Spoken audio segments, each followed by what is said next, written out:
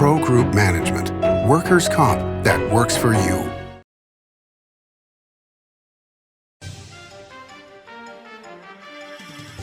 Welcome to Nevada Newsmakers. On the broadcast today, the Senate Minority Leader James Settlemeyer here for the whole show on an all-new Nevada Newsmakers. Located in the heart of Carson City, the Bank Saloon, a historic watering hole with a modern feel. With a variety of classic cocktails, featuring Nevada spirits, space for private events, conferences, and an incredible atmosphere. The Bank Saloon offers a great location to work and play. Come visit us. Located at the corner of 5th and Carson. We'll save you a drink. What do you count on? You count on your power every day. At NV Energy, we've always powered what's important to you, but we're not looking at the past. We're focused on the future. While our standards are high, our rates will remain low. And our commitment to renewables isn't just meeting standards, but leading the way. Because you can count on more than just your power. You can count on the company who brings it to you. That's our promise. You can count on it. When in Carson City, Nevada Newsmakers records in the conference room at the Bank Saloon. Coverage of the 2021 Nevada legislative session is brought to you by Pro Group Management, workers' comp that works for you. Ahern Rentals is ready for your next project. Liberty Dental Plan, making members shine one smile at a time. And Southwest Specialties, creative, distinctive, beautiful. This is Nevada Newsmakers with host Sam Shad, a no-holds-barred political forum. Now, from the Nevada Newsmakers broadcast headquarters, here is Sam Shad. And back on Nevada Newsmakers, coming to you from the Bank Saloon in Carson City. We are pleased to welcome back to the program the Minority Leader of the State Senate, James Settlemeyer, District 17. Pleasure to have you back, sir. Pleasure to be back, Sam. Thanks for having me. So let's start out with the lawsuit that was brought because the two-thirds majority was not utilized in two different instances going back to the last session now. Where are we with that lawsuit after the hearings that were held in Carson City? Well, just recently the Supreme Court heard the case from the appeal by the legislative building to the state Supreme Court from the district court.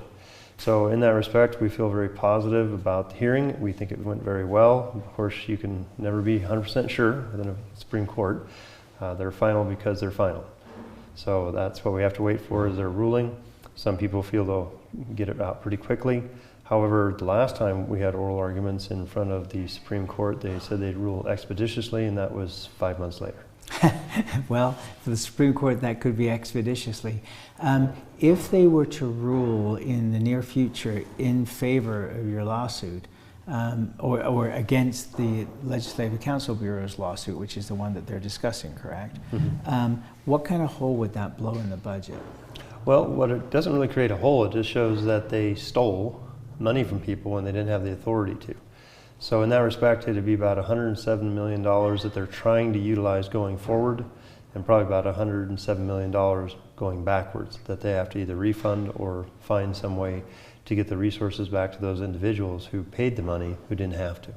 Okay, so I mean, in reality, it would not be devastating to the state if they were to rule that way. If you look at it just recently, $910 million more of funds were found by the Economic Forum across the years. So the 21 biennium as of now, plus the 22 and 23 that are coming, those years, they found almost $300 million a year of increases in revenue.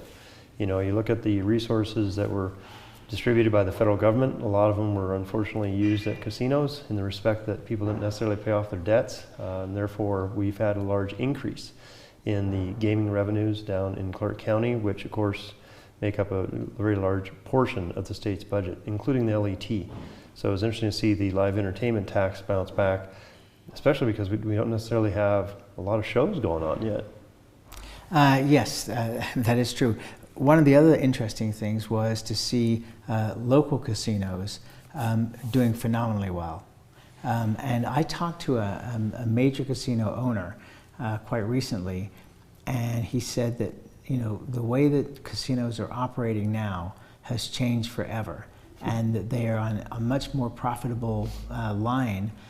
He didn't go into details of what has been done behind the scenes, but I am presuming that things like robotics, and efficiencies are really paying off for the casino industry at this point.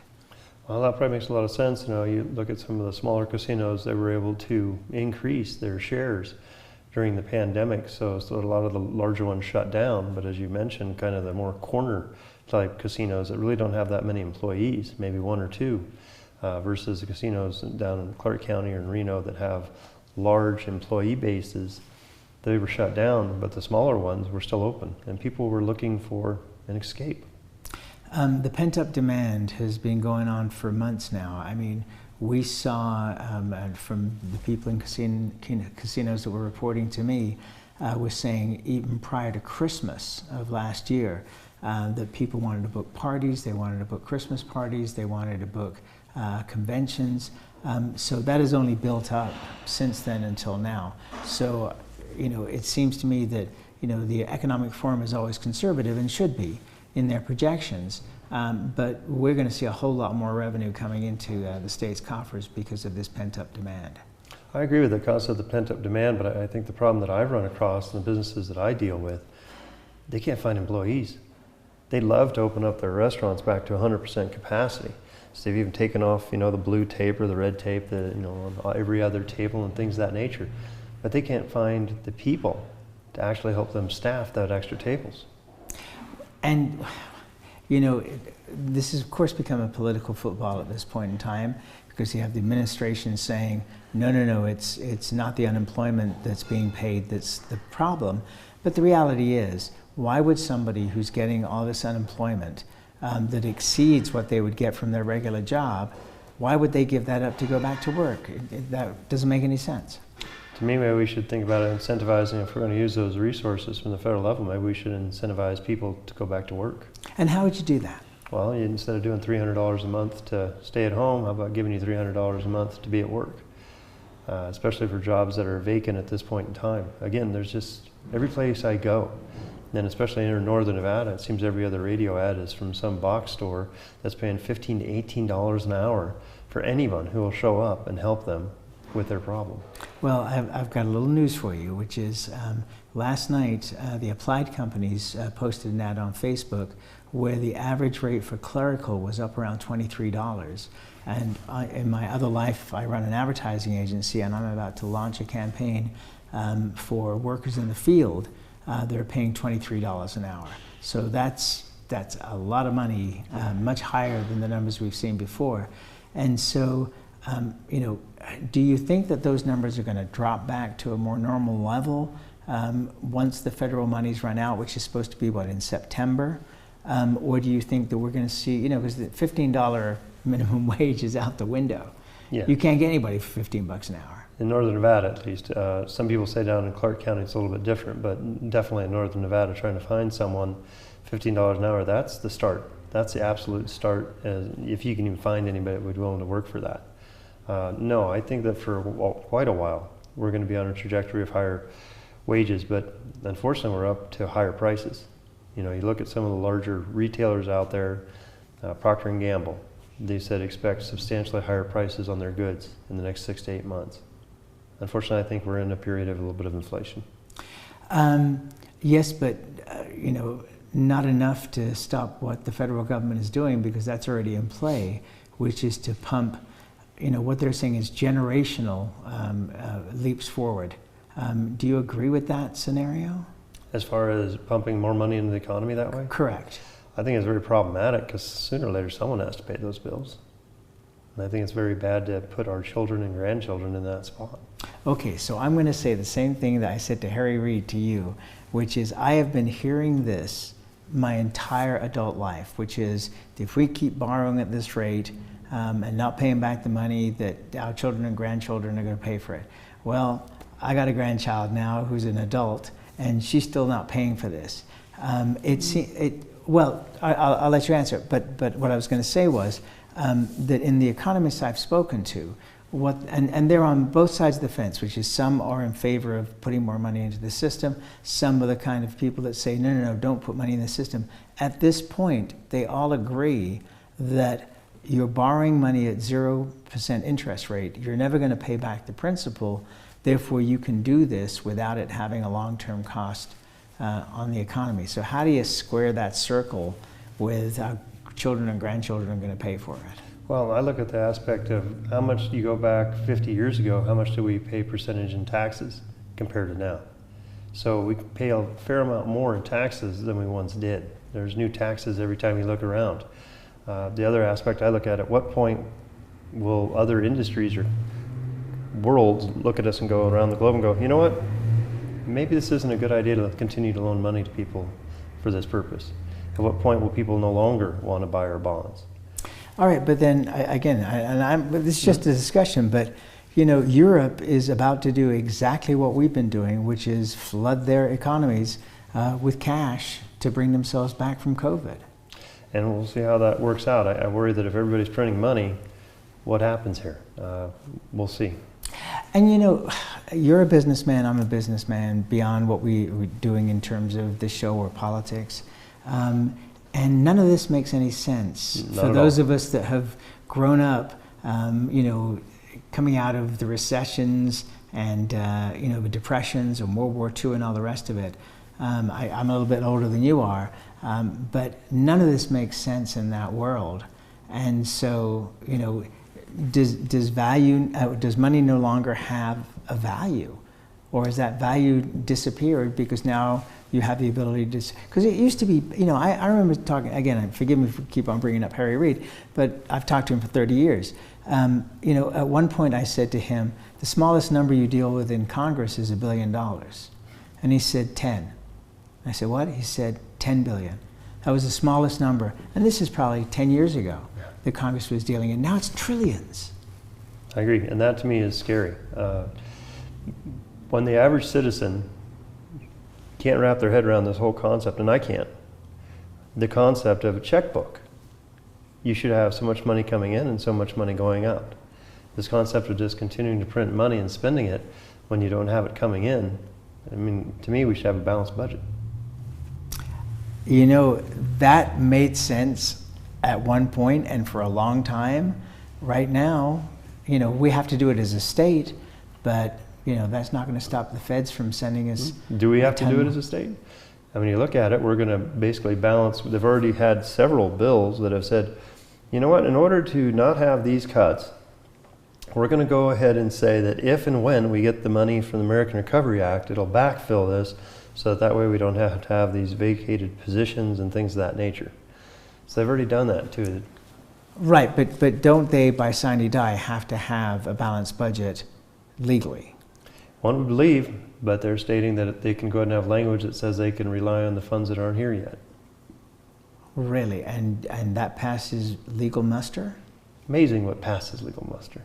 All right, let's take a break. We'll come back with more with James Settlemeyer after this timeout.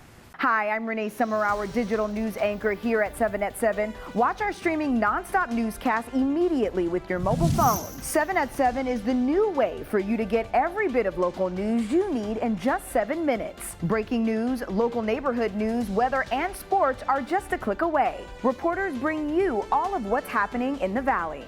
From Roku, Amazon Fire, Apple TV, YouTube, and more. Get every bit of local news you need from the RJ and LVRJ.com. Serving Our Kids Foundation's mission is to serve homeless, at-risk, and food insecure children in grades K through 8 throughout Southern Nevada.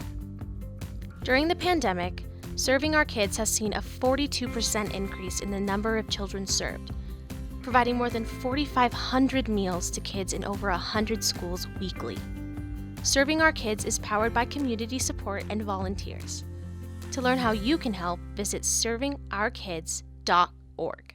The Do It Right guys at Nevada Heating have one mission. Your furnace breaks down today? We fix it today. Why freeze for days while your furnace is down when Nevada Heating can get the job done today and you can get warm again? For nearly 50 years, locally owned Nevada Heating has been getting the job done right. Call today at 323-5585 and we'll fix it today. That's 323-5585 or online at nevadaheating.com. Southwest Specialties has been making the homes and businesses of Nevada beautiful for more than 20 years. Their experienced designers and craftsmen create the walkways, backyards, water features, and a variety of outdoor cooking areas that add curb appeal and value to your investment. Call today or visit them at their website and see how they can make your outdoor spaces special. Southwest Specialties, creative, distinctive, beautiful. This is Nevada Newsmakers. And back on Nevada Newsmakers, we continue our conversation with State Senator James Settlemeyer of District 17. He is the Senate Minority Leader. So interesting days, because I would say probably the two biggest issues are being dealt with totally in secret, and nobody wants to talk about them, and I'm not going to be shocked if you say I can't talk about them either. But mining taxes, gaming taxes, we're on the table going into this session. Now there are all kinds of high-level meetings to discuss this. And one of the things, to come up with a deal. But one of the problems with the deal is that some of this stuff is already on the ballot going forward. What are the legalities in terms of being able to take things off the ballot if you come up with a deal during the session? The two things you're talking about is that they have a mining tax that they did during the special session that if they hear again, will then go to the vote of the people. And there are some people that definitely don't want the people to make those type of decisions, and therefore they want to pull it off. The other aspect of it, though, is the ones that the citizens already qualified. Initiative Petitions 1, Initiative Petitions 2, which almost had twice the number of signatures required to qualify. And the way the process, as I know it works, is that those come to the legislative building. Up to that point, in the process before they're submitted to Secretary of State, if there's a problem with them or something goes wrong, they have the right to pull them back. Then the people who put the petitions in can say, you know what, we messed up on the writing, or there's this unintended consequence, or it doesn't work out. And that was a bill passed many years ago, which some people say now is probably unconstitutional as written. But in that respect, that's the way I understood it to work. Once it went to the Secretary of State, it was in trajectory. Then there was a process. Then it had to be delivered to the legislative building, and the legislature had 40 days. And if the legislature did not do anything in those 40 days, either approve what the citizens wanted with the signatures or reject it, rejecting it means it automatically goes to the ballot, or they could reject it and do a counter proposal and say, no, instead of doing this, we want to do this instead. So you could do a counter proposal. That was it. And if the legislature did not do that within 40 days, the Constitution says it shall be on the ballot. Otherwise, the will and the process of those individuals has been wronged. So some people are saying that there's a different interpretation. We'll see what that interpretation is or who it comes from. But it seems counterintuitive to me. The Constitution seems fairly clear. But I guess I've been kind of guilty of doing that in the past, feeling that there should be a clear, bright Constitution. But this is politics, and this is the law, and everybody gets the right to be able to discuss this. Frankly, I think that even though people look at the gaming tax in the state of Nevada and say, boy, it's the lowest in the country, but I think it's also responsible for companies like Resorts World to come in and spend billions of dollars building new properties, because they can do that knowing that if somebody comes and loses $1 million in Nevada versus losing $1 million in Singapore, that they're going to make a lot more money, and therefore the investment in Nevada is much greater. Correct. There's that discussion. You look at the size of the buildings that they build down in Clark County versus the size of the casinos they build in California on the tribes and across all of America. Gaming, we were very fortunate for a long time. We were the only place in town, per se. That's not so much anymore. There's a lot of other states out there. To say the least. So, and in that respect, but they're still building the larger resorts and the larger projects in Clark County, which goes full circle to our discussion, which unfortunately were shut down for quite a while. And if we don't get that convention business back on track, I'm worried about the state's future. What's fascinating about that is that when Sheldon Adelson first proposed the Venetian, before Palazzo, but just the Venetian, converting it from the old Sands. Everybody in the gaming industry, including my good friend Phil Satry, who has been on this program talking about this, basically thought Sheldon Adelson was crazy to have an all-suite hotel that was going to be based on convention business. And boy, did he prove all of them wrong, because now, as you're saying, the midweek business 100% is on the convention business. Yeah.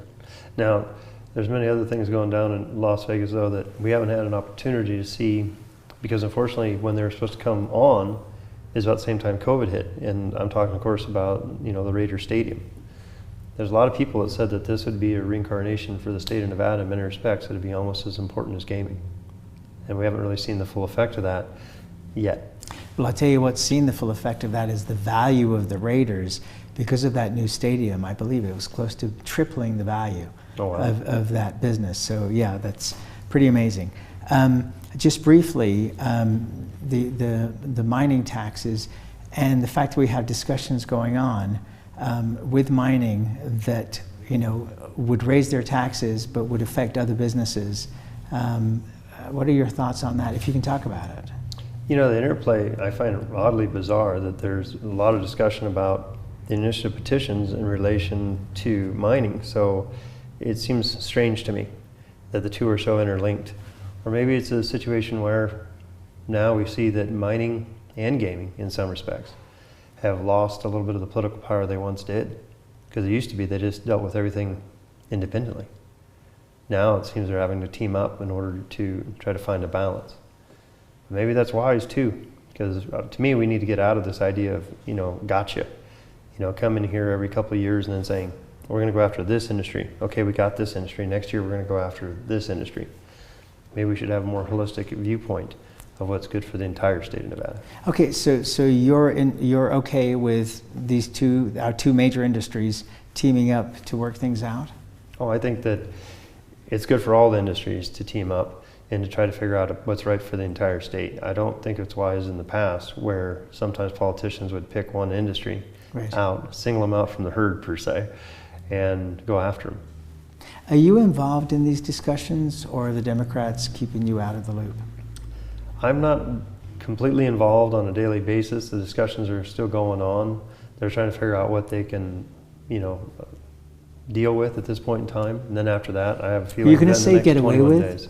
Who knows? That I wasn't going to say get away with. More importantly, what they can sustain. Okay, and I was joking. So, yeah. I go with what they could sustain, because I look at some of this, and you know, if you double or triple the amount of money they're getting, then you've already killed the industry. You know, you can't take that type of a hit. Imagine if we just took sales tax from 7-8% to 16%. You can't survive. If someone came up and told you that your rent needs to double, you can't pay that. And you're directing that at the Teachers Association of Clark County, right? No, I'm just saying that the amount of money that the state budget wants, which would be unlimited. You know, being in this process for 16 years almost now, there's a lot of great things that we could spend resources on to try to help people out. I don't deny that. But what's the effect of taking that money out of the economy and away from the individuals who earn it? There's a point where certain individuals will quit earning that money or don't earn it here. And in respect to the mines, people always say, well, you know, they have to get it here. They can shut it down. Gold doesn't rot in the ground. And if they just leave it in the ground and then they go back to South America and Canada and the other places they have gold, then we're really hurt, especially in the rural communities. All right, let's take a quick break here. We'll be right back. Tamarack Casino is giving away 2 Mercedes-Benz during the $125,000 Benz or cash giveaways. Plus, players get 5 times points on video reels every Friday. Win 2 Mercedes-Benz now through May at Tamarack Casino. Each day, the Children's Advocacy Alliance partners with leaders, legislators, and families across Nevada to improve children's health, education, economic well-being, and safety. We recognize Nevada will be no better than the state of its children. Be a part of this change. Be a supporter of the Children's Advocacy Alliance. For more information, go to caanv.org. Dimitri Prine here for Design Outdoor. Come visit Design Outdoor's store and backyard. to see our wide selection of fire pits, barbecues, and pizza ovens, natural stone water features and fountains, and frost-proof pottery. Our store and backyard are located at 11600 South Virginia, just north of DeMonte Ranch Parkway. Visit designoutdoor.com or call us at 851-9499. Can't do it. Stupid, like my mom. We can't do anything at Mommy's because you won't pay child support. Dad said you cheated, and he's not even sure he's my dad. Mommy said you left both of us, so she isn't gonna let me see you. I look just like my father. I'm divorce attorney Marilyn York, and I may represent men, but hate has no gender, only casualties. Please, stop sacrificing your children in your war against your ex. Tamarack Casino is giving away 2 Mercedes-Benz during the $125,000 Benz or cash giveaways. Plus, players get 5 times points on video reels every Friday. Win 2 Mercedes-Benz now through May at Tamarack Casino. This is Nevada Newsmakers. Back on Nevada Newsmakers with State Senator James Settlemeyer.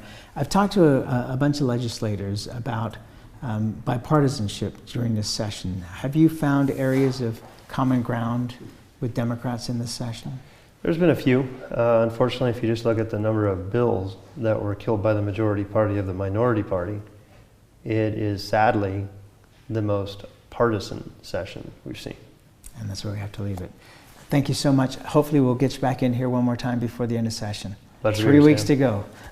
We'll be right back. Brian Culpa Photography was born in the rolling hills of Massachusetts, and now he can help you experience the stunning beauty of Nevada in a whole new way through the power of flight. Flying has always been a passion for Brian, and at Brian Culpa Photography, he can make your imagination soar. Brian has the creative mind and tools to tell your unique story. Experience the bird's eye view at brianculpaphotography.com. Hi, my name's Marilyn Miner, and I'm sure you'd agree that Nevada's a very special place to live. I was born here, and my husband and I have raised our family here. I feel it's a privilege to live and work in the Truckee Meadows. I especially enjoy helping my clients reach their real estate goals. Sometimes the smallest details provide the greatest satisfaction. I'd be complimented to talk to you about your next move.